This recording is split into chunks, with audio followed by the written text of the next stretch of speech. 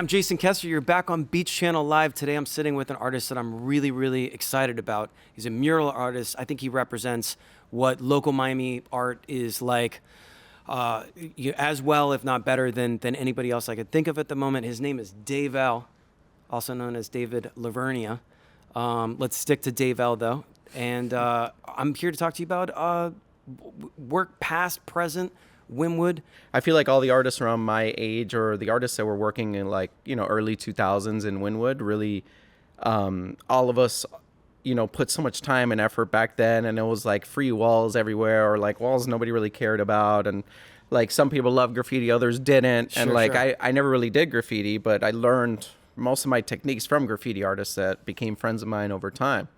And it was interesting back then because you'd have to keep looking over your shoulder, see what's going on, or just be painting with a crew out there. You never knew. We're talking different. about a neighborhood that was a little bit lost to time. Yeah. That I think used to be like an old-fashioned district, but it was also a warehouse district. And when we're talking about, this is probably mid-2000s, so 2005, 2006. Yeah, around there. And then, around 2010, you start having Art Basel coming to Miami, and then a huge influx in Wynwood because they had started the Second Saturday Art Walk back then in Wynwood. And I was always like, oh man, this is so awesome. And then when Art Basel would hit, they'd close down the street. I'd get on my skateboard and be like, what can I go paint? Who am I going to run into? All these international artists are coming. And I would always and they came be nervous and looked at you guys and wondered. Yeah, and they were like, wait, no, I'm meeting all these artists from all over Europe, Australia, all over South America. You have heavy hitters from down there. And, sure, man.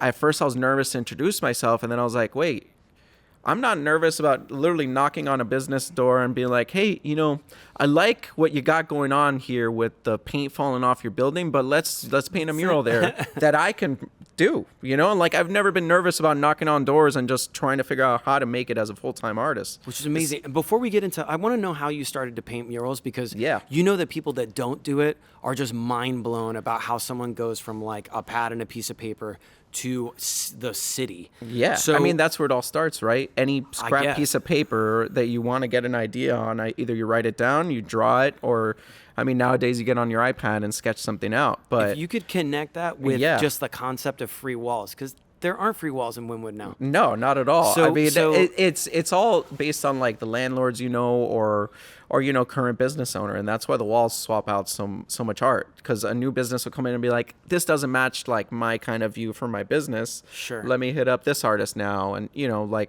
I don't even know how many murals I've painted in Wynwood over the past 15 years, but it's been a lot. But I started painting murals in Wynwood, and it all stemmed from a skate and surf shop I worked at, where I would just sit in the back. I started at 16 or 17 years old, and I would sit in the back skate counter and just paint grip tape all day long. If the owner is watching this, I already told you I did this. That's another free surface. Yeah. And, $5 a sheet, but who's counting? You worked at the store. I figured it was you got a break on it. No, I did get a break on it from the owner. It was awesome. My older brother was the manager, so he would get pissed off when I'd be painting on skate decks instead of folding clothes. And by the way, if you're going from grip tape to walls, both of those sound really inconvenient surfaces. Exactly. That's why I'm glad I started on grip tape, because you're literally painting on sandpaper, really rough sandpaper. That's what you use to not slip off a skateboard, right? So my whole thing was, well, if I'm tearing up markers and brushes and everything on this sandpaper, how hard can a wall be? And I'm glad I went in like that, because my first mural was on a corrugated garage, and it was all spray paint, and I was like, it's going to be fine. It's going to be fine. I've only painted objects. I think after 5 years of painting, I finally worked on a canvas. I never even bought a canvas. I didn't know how to buy a canvas or what to look for in a canvas. That is so cool. And I was just this one looks kind of so-so. It looks like it's going to fall off the frame. Let me get an in-between one. And then I started painting on canvas. I'm like, this is a luxury I just can't afford right now, but I'm going to get back to you. That makes you so baller, coming from just art school kids, dude. No, and I studied graphic design. We had $100 at Michael's. You're no, dude. And that's one frame or buy one get one usually over there. Right, for sure. You get a frame and 5 brushes for that. Please don't frame this. So that's how I started, and what do you one of feel the like guys, was what the first when you switched over to walls? I'm sure you remember your first murals or that. Oh, mural, for sure. It was so one of the guys that worked at the shop was a graffiti artist, and he was teaching me a lot about spray paint. He went by the name Lone, and he was like, "No, man, I know you don't have a car, David." And it was all the way in Dolphin Mall, which to get to Wynwood was like 15 miles probably. And I was like, whatever, I'll just skate there later with all this paint. And he's like, What? David, I have a car. I'm like, oh, sure. Well, all right. I was going to find my own way. I'm definitely not going to take the bus. It's going to take longer than me skating there. So that's how I grew up. I just skate wherever I wanted to go, all over Miami. So I would end up in Wynwood and be like, oh man, got to be careful skating around here. If I fall, there's questionable things that'll hurt me. So Then maybe I can paint on it. so this guy drives me to Wynwood, gets me this wall, super nice, and I had to get to the top part, so I stand on top of his van. Ended up being his mom's van. It was dark blue. When we were done, it was just covered in spray paint droplets. God, dude. All over the car. Did you have to interface with said mom, or did you get No, to, I like, never skip met that? her. It is so weird. I never met her. She remembers you though. 100%. I'm all over her car. No, I tried to clean it and made it worse. And I was just like, well, not bad for my first mural. Dude, you know? if you had left the car and just signed it, It would have like, been worth yeah, it might be probably good. $150, man. she's gonna be even more mad after this podcast. What was your first, like, just telling from your art? Like, we can see up on the screen, like, already. You have an iconography that is animal related, to start flora related. Us both being from Miami, like, I instantaneously like recognize stuff that's like part of my own identity already. Did you start with that iconography, or did you work your way into like the natural world? I still remember like my first actual painting. It was on my own skateboard, and it was a mushroom, right?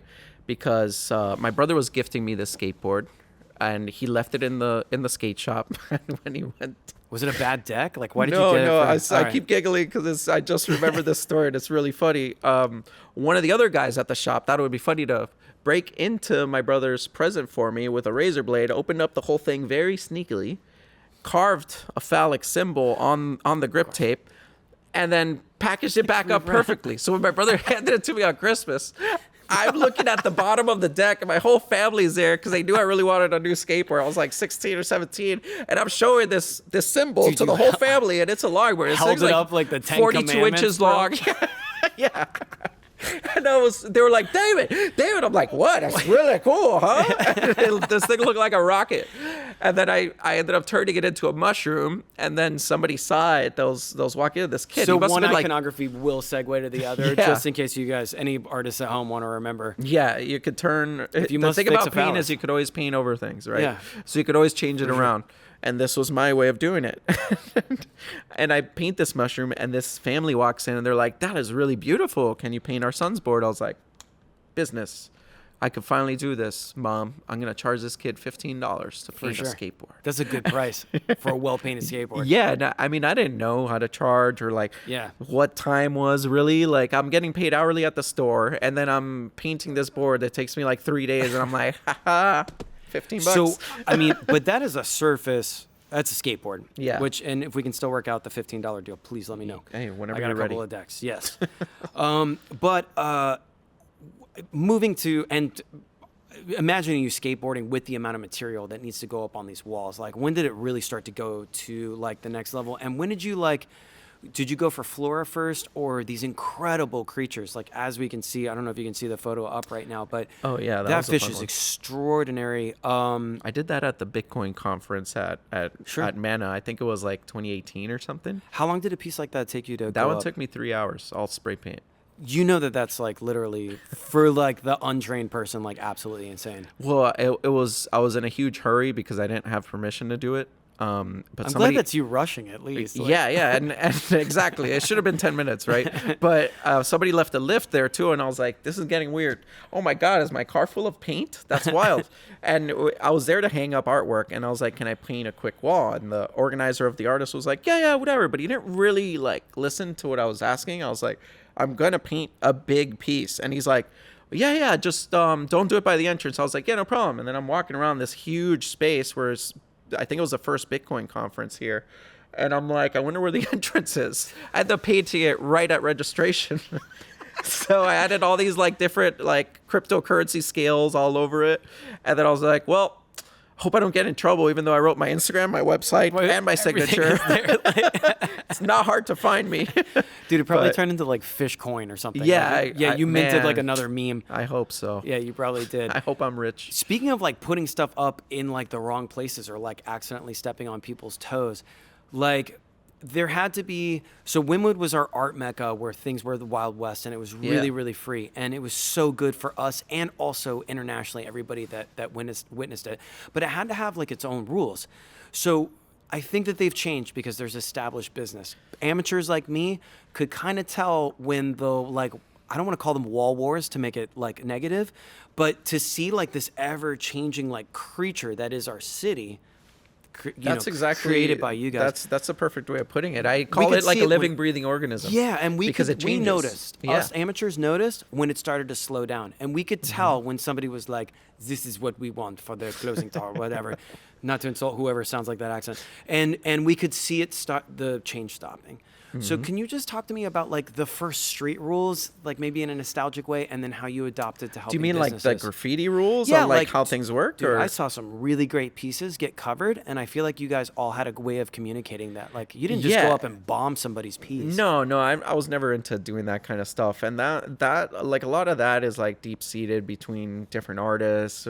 Who knows what happened with them personally? I don't get involved with that at all, especially when I'm like curating an art festival or something. I'm like, I'll hand pick people that I know might have issues with somebody else, but we're all adults, right? Yeah. So just, I don't know, don't fight like you're in high school at a festival. But bombing aside, there was like a positive version of that. Yeah, too, of right? course. And I mean, there's like, there are graffiti rules. It's like, you know, somebody will just put a hand style, like something with a marker, and they could cover it with a fill, or they could cover it with like a piece, or, you know, so on and so forth. And then if, I guess one of the rules too was like, if you're going to cover a piece that somebody spent a lot of time on, do something better. Yeah.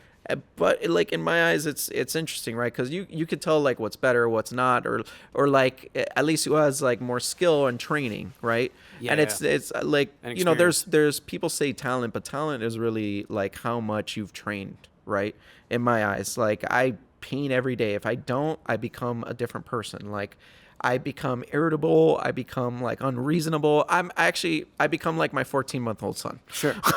like what he's hungry. You told me you're waking up with paintbrushes if like your living space isn't big enough. But like he's going to try to sleep and you're going to try to paint, and that's going to get done. And it's got to get done, right? Yeah. They both do. He has to sleep. I got to paint. He's going to dig this later. But you know, it was cool like growing up in this, because like I would always try to approach anybody painting. I saw somebody with a spray can, I'm like, oh, I paint too. And then it was like whole crews painting, like from here to LA. Like I'd go to Venice's like free walls too, and there'd be like whole like gangs out there painting. I'd be like, hey, what's up, man? I'm from Miami. And they'd be like, oh, you were the one that painted here yesterday? I was like, yeah, I came for a photo, but I guess it's all gone now. Can I paint with you guys? And like, I still let's do it again. I'm like, there's paint on a wall. Like, it's okay. But, yeah, man. You know, I wasn't shy or nervous about that at all. Like, I just, like at first I was, when I first approached an artist, and they were so nice. And they're actually one of my really good friends now.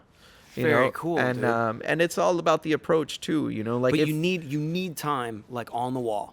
You need time. That builds up into experience. And luckily we had Wynwood, which like at the time people were like, yeah, man, here's a check for like $250. There's scaffolding in the back. Just put it away when you're done. Yeah. And like that's how it was back then. Like I'd literally knock on doors and be like, is anybody even like in this building? There's no roof. And like and I think I'm just going to have it said here, like if you see just general scaffolding around, like it's probably like a living art space as far as a part of town. Yeah, like that scaffolding never left. Yeah, it's probably there. Yeah. Actually, it got stolen too, and the owner was like, "You didn't lock it up." I'm like, "No, I locked it up. I swear." Here's of course you did. Like somebody else did. I hope I did it right. And then also putting this art up, like you've seen it, like you've experienced it, that it creates other artists. Yeah, of course. Yeah, man.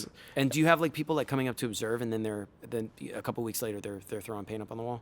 Yeah, and that's my favorite thing when an emerging artist approaches me and they're like, "Hey, man, how are you doing this? Like, how are you making a living off of this?" And I'm like, I don't know really, but honestly, like I could tell you like how I carved my path, and I'm not saying it'll work for you. It may not. It may. I don't know, but like the whole thing is not being shy to ask the question and create a conversation about a possibility of you becoming a full-time artist, and whether that's, you know, painting pieces for somebody, hanging pieces up in a restaurant for sale, which that doesn't hurt anybody, you know. Sure. Asking people if they want a mural, and if you're starting off, you give them a deal because you also You don't know what's gonna you've happen. never finished a mural, maybe, you know. Yeah. Like it takes a lot of work, it's a lot of effort, and you're not going to make anything on your first few murals, but eventually you will, because you'll learn how much materials cost, how much your time is worth, how all these things, And right? good on those like business owners that are giving people like that opportunity. Oh, 100%. And somebody's gonna come by and cover your wall if it's really that bad. Like Yeah, it's not. exactly. It's a forever evolving thing. Yeah, if somebody takes a chance, and like they pay like an emerging artist, they're creating something so powerful in that artist, like they did with me. Sure. Like working at that skate shop when I was young, I when I was young, am I still? Yeah, I'm Yeah, young. yeah. I'm super young. So working at that skate shop, that's another way I started painting murals. Is those kids that I would paint skateboards for would go home with those boards. Their parents were starting small businesses, and they're like, "Man, see if that guy will paint on our wall." I didn't even know it was called a mural then. I'd be like, "Oh yeah, wall painting. You Sure. got it." It's so much shorter to say mural, but you know, they trusted me, and I was doing these weird, wacky designs that I would never do now, but it was all like what the client wanted. They're like, no, we want it like this. No, we want it like this. And I was like, oh yeah, whatever you want. Hey, whatever you want. So I you was did train, like people-pleasing a you lot. trained on a lot of different types of art Yeah. for satisfying other people. But at your core, because I want to look at a couple of your Yeah, of your course. pieces, but as your at your core, like, am I right? And I encourage everybody to go look at your Instagram because it's really mind blowing. Thank you. But your chosen iconography, and I don't want to like box you in. No, But the waves, like I'd love to hear about like your study of water behavior, blah blah blah, where you go to spend time to like get inspiration to paint water that way, but also some of your creatures, like your birds are insane, and I think I'm seeing like egrets and stuff like that with all this beautiful like skeletal work like that you worked in. So I'd love to hear about that too. But any birds that Yeah, are not well- peacocks, which you and I obviously earlier showed our Yeah, man, mastery they're of trying to fight me all the time with their words. with their words. So I'll start off with like the skeletal flamingo piece before I forget. Basically, one of my really see good that. friends, Matthew Amazing. Sexton, down in the Keys, runs a wake park. And he has this big 3-story building on it. And we were talking about like, man, why does everybody use flamingos as decorations in South Florida? We never see flamingos. He's like, oh, Dave, here. You know, he takes me all around Marathon, like where he lives, and it's like 3-4 hours later, he hands me a book. He's like, read this book, and then you'll find out why. I'm like, but those 3-4 hours of you talking about flamingos and why, and now I know. But the guy always hands you a book after a few hours. Sure. Matt, if you're listening, I love you, man. So, anyways, the reason why is because He could have plumers. just said they're at the zoo. Like, but no. But No, where- exactly. And yeah, that's where you go see them, or Right. a butterfly world or something like that. Right. But basically, in the 20s, people would hunt huge flocks of flamingos, blow them out of the sky, and take their large plumes for high fashion hats. Stop it. Yeah, and they decimated the populations. And That this was happened? ongoing for like, you know, before then too. And Dave, yeah, like we had like yeah, they would migrate here like all the time. And now it's really interesting. So I paint this flamingo with the skeleton showing, and people are like, man, that's cool. People just paint flamingos, and it's kind of Yeah, like yeah. whatever. But you paint it with a skeleton, that's dope. And Yeah, then yeah. I tell them why, and they're like, oh man, like that's awesome. And it was thanks to my friend Matt telling me this story that was so rich Absolutely. that I wanted to continue that trend. And that means so much more to me now. yeah, and that's you know, For with my somebody artwork. who paints wildlife like this, like, is there any, not to go too deep into it, but I am wondering if you just even accidentally ended up in any kind of conservation, like anything or Yeah. art that's created for conservation at all? Oh that's, like, yeah, really all the local? time. I love that stuff too because it just aligns perfectly with like what I like to do. And you know, I started painting because I wanted to be an artist my whole life, right? And I couldn't stop drawing. I couldn't stop. Like I like to learn about like the anatomy of every animal and like plant and flower that I paint. I like to learn how it grows from a seed to like, you know, a mature tree. Like how does, like when I was a kid, I was like, how does it happen? Or Yeah. like a bird hatching from an egg, and then there are these beautiful majestic creatures that I paint on 3-story buildings now, you know. And it like I feel And like Miami being like a wonderful like learning grounds for that. Like, exactly. And yeah, it was perfect. the you know, seeds you studied are like that's our flora, dude. exactly. Yeah. And you know, I got into like really into like floral designs after after spending years like just doing the animal kingdom or waves. Those were my two main things. Sure. And then I was like, man, let me add like floral elements because I really like these plants that are native and like all this stuff. So it started to really expand my career a lot because all these companies wanted, or all these small businesses wanted like floral patterns as like, you know, Instagrammable moments or whatever. And like pop wise, the color, like the palette is amazing for that. Thank you. Right? Yeah, I mean, it's perfect because like I love painting with bright colors, and then I outline everything in black. So it really just gives like that like shock kind of factor. It makes you stop and look at it and say, I like it or I don't. Waves. I wonder if we can find any example to throw up.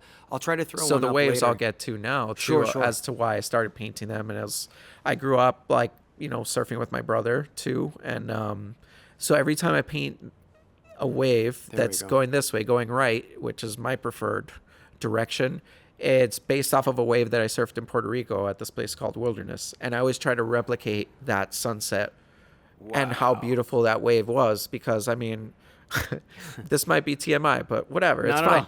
I ate too many empanadas, and that's the thing about me. I love to eat. I eat a lot. I know there's going, dude. So I ate too many empanadas, and the paddle out was so far, it felt like. And I'm just like, you know, anytime I'm in a Spanish-speaking country, I speak Spanish in the lineup. Just like, you never know. You never know how people are going to act with like an American guy in your surf if there aren't a lot of waves. So I'm talking to this guy Spanish. The guy's American from like my neighborhood. And I'm like, oh shit, cool. Hey, nice to meet you. And he was like, no, yeah, man, it's been great out here. And like, I'm paddling. And like mid talk, I just throw up and I keep paddling. It's like, God, what, dude? And like everybody got away from me. And then all of a sudden the light up by myself, I'm like, beautiful. And I caught the last wave of the day, and that's what I tried to replicate all the time. It was just like it was the most beautiful. Like it looked like the wave was made out of like watercolor. Like it was just so like I will never be able to replicate it, the colors and like the flow of it and what I was feeling, but really in each of those waves, that's what's going through my mind. But no reason not to keep trying, dude. Like for all of us, of please course, keep trying. That's why I will never stop painting it. Try to achieve I'll never the stop impossible. painting waves. Yeah, sure. And it's just that feeling that I get. think in your waves also, like you really do, you use some really like long lines. Yeah, it's fluid, and but they all connect is the crazy part too. So I'll cut like bristles off my paintbrush if there's even one or two like out of order, let's call them, because I use like a really like heavy, very dark black outline, and any little slip will show to me. It might not show to you, but like I know, and then I won't be confident in the work. So I take my time on these pieces, and the one that we're seeing right now is actually one of my clients' garage doors in Marathon in the Keys. Who heard my story is like, all right, man. Oh, it's in Marathon. Right? In Marathon in the Keys, yeah. And not at a Marathon gas station. Although I'll take your business. They're very white and like they're kind of very blank. Stark. Very stark. They're blank. Yeah. So I told him the story, and I just finished a mural for him. I'm packing up to go home. He's like, all right, man, whatever. I don't care. I invited all my neighbors. We're going to have a barbecue. Paint my garage door. So I did until like midnight, and then I drove home. I'm so glad I know where that is now. I think that you painted one of my favorite breweries in the Keys, which is Florida Keys Brewery. Oh, yeah. They're great. Which, for anybody that hasn't been there, everybody that works there is amazing. Everybody that goes there is amazing. Including Jason. Including myself on occasion. But the owners are wonderful. Like, They're like really wonderland. good people. Yeah. Really awesome. Like, there are a couple of games of like cornhole that can get like a little rowdy. Like you never want to get too drunk playing that game and then just like fall into the cornhole. Yeah, things get intense. There's some. I've battles. seen people hit each other with bags. It's wild. Not there, other places. The other places. Other establishments. But the place is a wonderland, dude. Yeah. Your art, like, I'm so glad I got to meet you today. Like, no, for me too. I'm honored. 100 reasons. Yeah. But like that place is so special to me. Yeah. It just being a wood frame, beautiful wood frame house canvas. Yeah. Which is as complimentary as like any ancient warehouse wall that you hit. Yeah. Are there any other parts? Like, I definitely wanted to ask like where you go just to get into nature in Miami. That's like fun for you. That's good for inspiration. But I also want to hear if there's any places that you think Miami is going to go to, artists can go to next. To paint, you mean? Yeah, bro. Because it can't just stay in. Wynwood seems a little bit curated. Well, it is 100%. And now, like, I mean, I still have 3 or 4 murals up in Wynwood, surprisingly, but and it's all for like a club on 23rd Street. But Centro, thanks guys. But basically, keep it there, basically please. now, like, I don't know where to send people when they Sure. come to Miami. I'm like, you probably know more of where to go than I do, because Wynwood has changed so much that it's not that I don't enjoy going there. It's just that I don't know where to go. Right. So that's changed a lot, and that's why I really like doing these mural festivals that I've been hosting and curating. Can you tell us about that? Because Yeah, I of definitely course. don't want to miss out on that. The next No, time it's it comes great around. for emerging artists. Any artist that wants to just get their name out there more, it's a great opportunity because we make temporary mural walls, right? Is it So, called like one specific festival, or do you guys well, keep I do changing the name? multiple. Like next one I'm hosting is April 17th through the 22nd in the Florida Keys. That one we already have like the whole lineup, but we always encourage more artists to come because I could build you a wall with my buddy Matt down there in a heartbeat. We'll just get some 2x4s, some plywood, be like, there's your mural wall.